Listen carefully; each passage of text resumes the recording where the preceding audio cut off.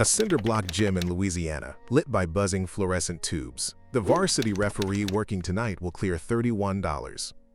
25 years from now, if he survives every cut, the same person will stand on an NBA Finals hardwood and earn $29,000 for 48 minutes. 200,000 officials in America, 74 staff jobs in the NBA, 12 final spots. Every call you make along the way is graded on video. And the man reviewing your last whistle at the top once walked this exact same ladder.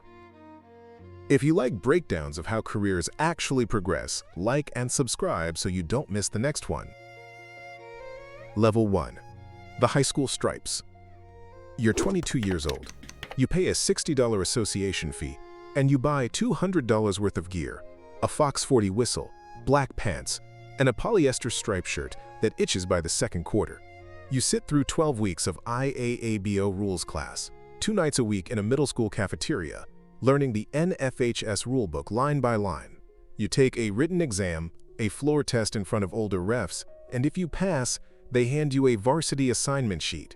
Your first varsity game pays $31. Louisiana rates. 2 states over, Texas pays $55. In New York City public schools, it's $105. You drive 45 minutes through back roads, park behind a cinder-block gym, and duck in through the boiler room door because there is no locker room for officials. You change in a storage closet next to the mop bucket, tie your shoes on an overturned milk crate, and walk out to a court with 60 people in the bleachers. The JV game starts at 5:30, varsity at 7. A mother in the front row is screaming at you from the opening tip. You blow the first whistle on a reach-in foul. The coach throws his arms up, and you hold your ground because that's the job. You work the book at halftime for a scorer who's a retired teacher, and you drink from the gym water fountain because the concession stand stops serving at 8. On a good night, you work 2 games back-to-back JV plus varsity and clear $62 before gas. On weekends, you work AAU in a rec center that runs games every 40 minutes. 6 games a day at $30 a pop, towel around your neck, no time between whistles. Your IAABO card has your board number and your years of service printed on the front. You're on year 1. You study the rulebook in your truck between games, scrawl notes in the margins about backcourt violations and player control fouls. Your assigner is a man named Larry who controls the schedule for 43 schools, and his list of reliable officials is the only list that matters. Over a full 16-week high school season working 3 nights a week, you clear about $3,800 before taxes and mileage. It takes most refs 5 years at this level before a college assigner ever calls. Larry hands you a flyer for a NAIA summer camp. 200 officials, 40 college coordinators watching from the stands. You write the $300 registration check. You pack the gym bag the night before, climb into your truck at 4 in the morning, and drive 4 hours to find out if you belong on the next rung. Level 2. The Small College Climb. The NAIA Summer Camp runs 4 days in a mid-sized college gym with 40 conference coordinators watching from the upper rows. Day 1 is the fitness test, a timed mile and a shuttle run, and if you don't pass, your camp is over before it starts. You work 4 games a day in front of men who control every Division III, Division II, and small conference Division I schedule in the country. Each coordinator carries a yellow legal pad and writes down your number after every play. A senior evaluator pulls you aside at lunch, shows you a play on a laptop, and says you missed a secondary defender in the restricted area. You nod, you absorb it, and you don't make that mistake again for the rest of camp. 3 weeks later, a coordinator sends you an assignment sheet for 18 Division III games at $135 a game. The gyms are nicer now. Actual locker rooms, a printed program, a scoreboard that works. Pre-game meeting is 20 minutes behind a closed door with your crew, lead, trail, center, and you learn 3-person mechanics from scratch. The 2 head coaches come by the locker room, shake hands, remind you their point guard likes to draw charges. Tip-off. You're in the trail. You call a block charge at the top of the key, and the home bench erupts. The home coach walks all the way to center court to argue. You give him 1 warning. He steps over the coaching box line again. You tee him up. Your first technical.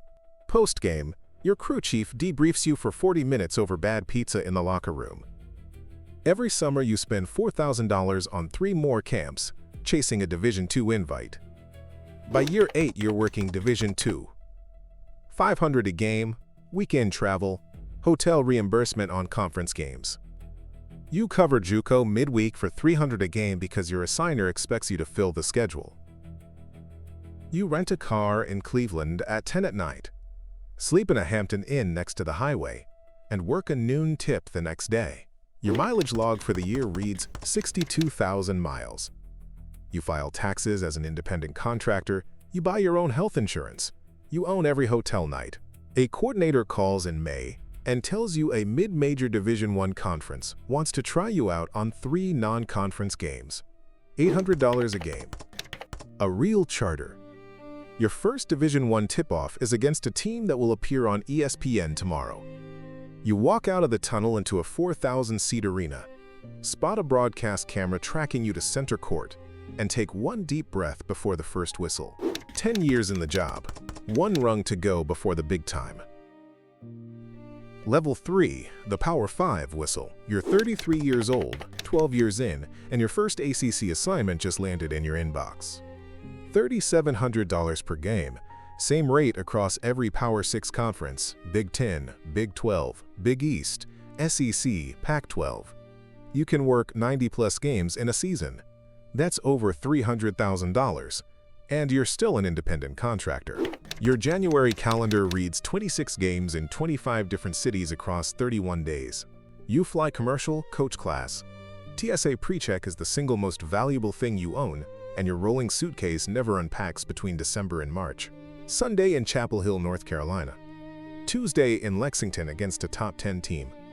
Thursday night in Lubbock at a Big 12 arena. Saturday in Gainesville with 2 days off after. You walk into an arena with 20,000 people screaming and 4 cameras tracking every step. Pre-game, you study 6 plays from each team on a tablet, how their star drives, how their coach argues, who sells contact. Your crew chief is a 30-year veteran who assigns you the trail, sets the tone, and reminds you the home team has had 11 calls go against them at the rim this season. Tip-off. Duke versus Carolina, 7:30 Eastern, national broadcast. You call a shooting foul in the first minute. 20,000 people boo you at once. Your face shows nothing. At the first media timeout, the home coach is already screaming at your crew chief.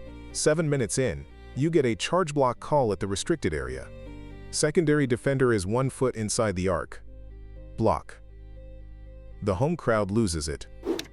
The visiting coach signals a challenge with the swirling index finger. You walk to the replay monitor at the scorer's table, strap on the black wireless headset, and watch the play in slow motion 1 frame at a time. The call on the floor stands. Halftime. Your crew goes to the locker room, reviews 4 plays, adjusts rotations for the second half. The visiting team goes on a 12-point run. The home coach earns a technical. You call the technical without hesitating. The game is tied with 90 seconds left, and every call is now on the last 2-minute report that the league will publish tomorrow morning. Every call, every non-call, graded publicly. Last possession, drive to the rim. Contact, your whistle stays silent. You ruled verticality. The home team loses by 2.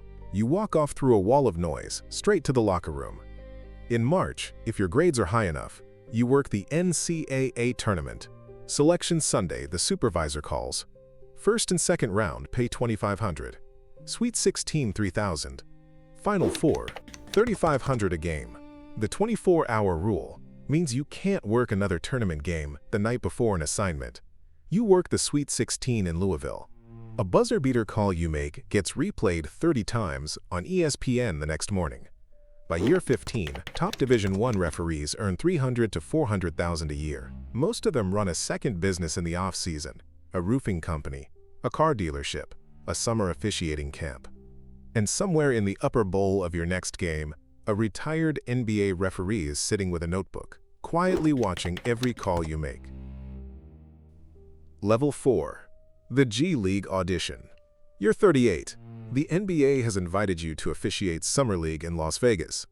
5 days, 4 games a day, 81 officials on the floor, every one of them being watched by league front office staff.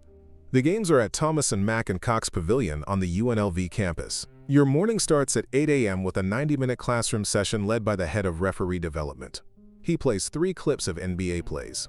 He asks you to rule on each one out loud in front of 40 peers. You get the call in September. 1-year G League contract. Full union membership. $425 to $600 per game. Roughly $50,000 annualized. G League arenas seat 4,000 to 8,000 people. Half empty most nights. Bright lights, sparse crowd, local broadcast, 1 camera, 1 announcer. Pre-game prep is identical to the NBA, video study, scouting report, ball handlers to watch, coaches likely to argue. You work a Tuesday in Iowa, a Wednesday in Texas, laundry in a hotel basement Thursday morning, a Friday night tip in Delaware. The Winter Showcase in Las Vegas in December is the single biggest audition of the year. All 30 G League teams play over 4 days. The league office scouts every official. After every game, you get a call-by-call evaluation from a former NBA referee now working as a training supervisor. You log into the Reps app on your phone, and there's your grade. Every call, every non-call. About 1 in 5 G League officials ever gets promoted to the NBA staff. Every summer, the league puts you through a fitness test. A timed mile, shuttle runs, lateral quickness drills. Fail it, and you're off the list. Your hotel room routine ends at midnight with a 40-minute video review of your own game. You flag a missed secondary defender ruling from the second quarter.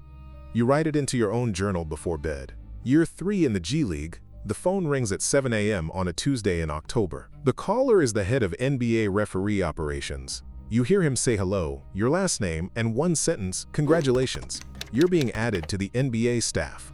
You sit down in your kitchen because your legs don't quite work. 17 years of driving, flying, and getting graded. 74 spots on Earth. You have 1 of them. Level 5. The NBA Staff Rookie. Orientation is in Secaucus, New Jersey at the NBA Replay Center. 3 days. Rulebook, mechanics, league philosophy. Your rookie salary is somewhere between $150,000 and $250,000. Full employee, not contractor. Health, dental, vision, a pension plan, a travel allowance, and a per diem for every road day. There are 74 full-time NBA referees on staff. You are number 74. You get a jersey number, number 56. You'll wear it on your back for the rest of your career. Your first assignment is a preseason game in October, Oklahoma City against Memphis. You walk out of the tunnel into an 18,000-seat arena. The Jumbotron is the size of a small house. Your first whistle in the NBA is an out-of-bounds call, 4 minutes into the first quarter. The crowd noise hits a wall you've never felt at any level below this. You work 70 to 80 games out of 82. You fly commercial, not team charter. You sleep alone in hotel rooms 25 nights a month from October to June. Thanksgiving is a road game. Christmas is a road game. New Year's is a road game. Your kids grow up watching you through a phone screen. Every call you make is reviewed on video within 24 hours. Graded, scored, filed. The internal rankings are visible to every ref. You know where you stand every week. In November, you give your first technical to a first-team All-NBA guard for getting in your face after a no-call. He stares at you. You do not look away. You call a foul on a legendary head coach's point guard in the 4th quarter, and the coach is off the bench screaming before the ball is in the air for a free throw. Pre-game prep for every NBA game. 40 minutes of video the day before, a full walkthrough with your crew, a scouting report on every star's tendencies. You run 4 to 5 miles every game night. Sprints and stops, lateral moves, back pedals. In the off-season, you train with kettlebells, rowing machines, and a personal fitness coach. Your first full season ends without an invite to the playoffs. Rookies almost never get one. In July, you go back to Las Vegas for Summer League, this time as a veteran teaching the next wave of G League officials. Year 2, you work 80 games. Year 3, you work 81. The job is consistency. In April of Year 3, you get an email from the league office. Your name is on the list of 36 officials selected for the first round of the playoffs. First round playoff pay jumps to $9,000 a game, and only the top half of your group advances to the second round. Level 6. The Crew Chief. 15 years in the NBA, you've worked the first round for 9 consecutive seasons. The league promotes you to Crew Chief. You run the 3-person crew now. You set pregame, you handle replay, you speak for the officials to the coaches. Your base salary has climbed to over $500,000, and the top earners on staff pull $700,000 to $900,000, including playoff bonuses. You brief 2 younger officials in a locker room before tip-off, rotation assignments, coaches, tendencies, a specific call on the points of emphasis memo that the league sent that week. After every game, both coaches fill out a survey grading you. It goes straight to the head of refereeing operations. Starting in November 2025, you wear a headset during the game. The replay center in Secaucus is in your ear during every stoppage. Hawkeye camera tracking, accurate to 1/10 of an inch, is reviewing the same play you are. You advance to the conference semifinals. 30 officials make it. Per game pay climbs into the mid-teens. Then the conference finals. 20-something thousand per game. A conference finals possession, 18 seconds left, tied, 1 foul to give. A star drives. You call the foul. You walk to the replay monitor, headset on. Announcer voice in your ear. Crowd screaming. You confirm the call clearly, announce the ruling to the arena. The losing team's coach walks past you on the way to the locker room and says nothing. That's the sharpest feedback you can get. 2 days later, the league announces the 12 officials selected for the NBA Finals. Your name is on the list. You receive a white Finals warm-up jacket. It's the most coveted piece of clothing in your profession. Your phone rings for an hour with calls from college coordinators, former crew chiefs, your first high school assigner from 30 years ago. You sit alone in a hotel room the night before Game 1, watching 10 plays on the tablet for the 40th time. Game 1 of the NBA Finals.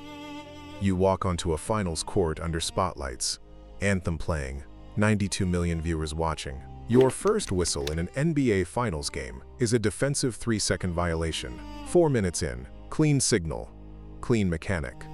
The crowd barely notices. Exactly the point. Level 7, the Finals Game 7. The series is tied 3-3. You've worked 4 of the first 6. Game 7 in the NBA Finals pays approximately $29,000. 48 minutes of basketball. Only 24 referees in league history have ever worked a Finals Game 7. Pre-game meeting, 3 hours before tip-off. Crew chief, you, and 1 other veteran, plus an alternate. You've watched every minute of the previous 6 games. 12 player tendencies committed to memory. Every coach's challenge pattern mapped. You know which superstar sells contact on 3-point attempts, which big man flops on post entries, which guard always drops his shoulder into a defender on drives. You walk through the tunnel, 90 minutes before tip to the officials, locker room jersey number 56 hanging in the stall. You tape your ankles, you tie your shoes, you pack 4 spare whistles into your belt pouch. The anthem plays. 92 million people tune in. You stand at center court under a spotlight. Tip-off of Game 7 happens at 9 Eastern. The first 2 minutes pass with 0 whistles. Both teams are playing clean and hard. Your first foul call is at the 6-minute mark of the first quarter. You get it correct. The L2M report will confirm that tomorrow. 4th quarter. 48 seconds left. The home team is down 2. The superstar attacks the rim. Contact. A defender goes up vertically. You swallow the whistle. Verticality. The home coach is 40 feet away screaming at you.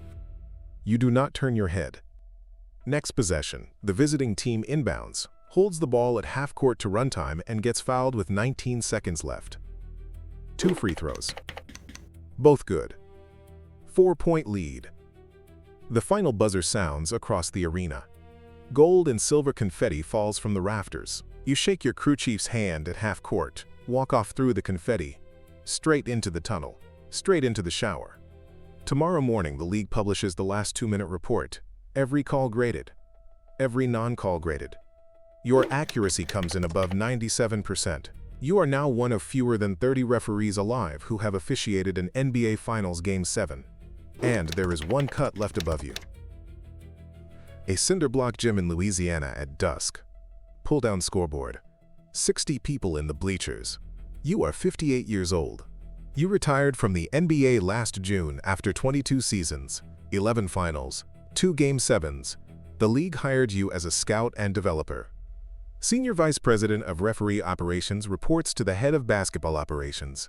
Your salary is mid-six figures and you no longer travel to officiate a single game. You sit in the upper bleachers of the same kind of gym you worked in year one, watching a 23-year-old round-headed ref with a Fox 40 on her lanyard and a striped shirt that still itches at the collar. You have a spiral notebook. You write down her number. You watch her call a block charge near the baseline, cleanly, with her crew chief 12 feet away.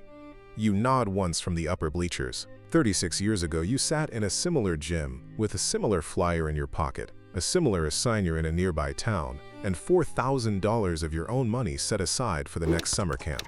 The league will scout about 4,000 officials across all levels this year. 100 will make the grassroots camp, 50 the mid-level, 30 the elite camp. 4 to 13 will be hired to the G League. Only 74 will ever hold an NBA staff job. Maybe this young ref will get the call. Maybe she won't. The email you'll send to the league office tomorrow morning, grading the calls she made tonight, will sit in her inbox with a single numeric score beside each play. The same kind of email another retired referee once sent you from a gym not far from here on a Tuesday night 25 years ago. No one tells you this part when you're 22. The climb ends and you become the ladder. You missed 22 Thanksgivings, 21 Christmases, every one of your daughter's birthdays under 12. You missed the tooth fairy twice and a first step once. What you kept is a jersey number, a whistle in a shadow box, a pension, and a ring that says the league gave you the biggest game in the sport 7 times. 22 years, 1,300 regular season games, 170 playoff games, 74 jobs on earth. One of them was yours. The young ref blows her whistle for halftime. She walks off the floor and glances up at the bleachers. She sees a 58-year-old man with a spiral notebook. She has no idea who you are. You nod once, just like someone nodded to you in a cinder-block gym in 1994. She nods back, even though she doesn't understand why. You close the notebook, and you go home.